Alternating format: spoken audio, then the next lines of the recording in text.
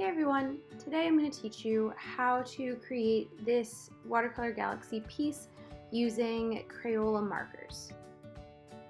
So first let's gather up the materials we'll need. You'll need paper, paintbrush and water, a pencil, a black marker or Micron pen, a white pen for the stars, and your Crayola or other water-based markers. So the first thing we're going to do is draw our circle. I'm using a compass like you'd have in math class, but if you don't have one, you can trace around the bottom of a cup. And then I'm going to take my pencil and draw in the ridge line for where I want my mountains or hills to be. And then I'm going to grab the three markers that I want to use. In this case, I'm using pink, purple, and blue, and I'm going to start by adding in the pink color first. And then I'm going to take the purple and add that on top. And you don't have to use the three colors I'm using. You can pick any three colors that you like. I also love yellow, green, blue. You could do red, orange, yellow, anything that you would see together in a rainbow. So I'm adding the blue in up top. From here I'm going to take my water and a paintbrush. I'm going to saturate my paintbrush with as much water as possible and then start painting it over the marker that I had laid down.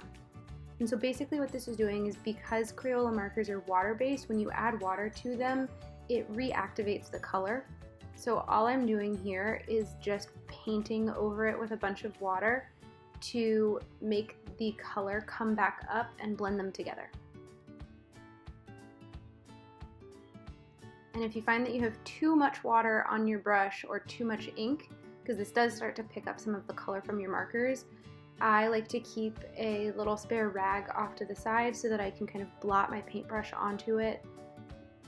So now that we've blended everything together, we're going to let that dry. And once it's fully dry, we're going to go back in and start adding in the landscape and the stars. So the first thing you'll want to do is, with your black pen, I'm using a Micron, but you could use any sort of black pen or Sharpie that you have in the house. I added in the ridgeline first, and then I added in a second row of hills. And now I'm going in and adding in the tree line that I want to have in the foreground.